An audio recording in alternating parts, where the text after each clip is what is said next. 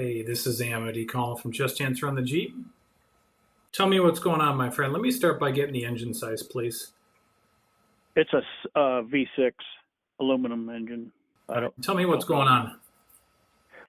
When you turn on just the first button to start it, not to actually start it, but just turning on the button, hitting the first button, the dashboard lights up, the screen lights up, the speedometer lights up, everything lights up like normal. But as soon as you start it, everything gets dim. The screen and the speedometer, everything goes real dim.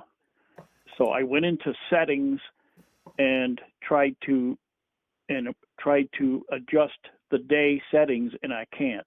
The night settings come up, but I cannot adjust the day settings to make it brighter. So then when you shut off the engine, everything lights back up as it's supposed to. Let me ask you a really silly question. I apologize. Do you think this is a setting issue, or do you think there's something else going on, more of an electronic issue that needs to be addressed?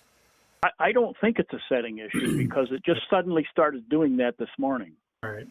Well, a couple things. I assume your question to me is what is causing this. Is that correct? Yeah. So we could have a couple different things going on. We could have a low voltage issue to both of these components that aren't working properly. We could have a communication issue with all the computers or all the modules on board the vehicle. And this might affect not only the screen or the display, but the instrument cluster. Yes, the instrument cluster is also very dim. Yep. So if it's not a setting, I don't know if it is a setting. It sounds like you've already at least checked it and ruled it out, eliminate that as a possibility. So if it's to the point where it needs to go either to a shop or it's going to be an electronic issue, what I would recommend that you do, there's two things that I would recommend you do before you go to a shop. First, if you can get your hands on a scan tool or a code reader, I would plug into the data link connector and extract codes and see if there's communication with at least the engine control module. And then the second thing I would recommend is if you could disconnect the battery cables from the battery and then rub the cables together for 5 minutes. That'll discharge all the capacitors inside all of the modules on board the vehicle, and it'll basically reboot the system once you connect the cables back up to the battery. I see. I'll try that. Yeah. If you have any sort of auxiliary or secondary battery on the vehicle at all, both of those need to be disconnected at the same time. All right. We'll give that a shot. You can try that.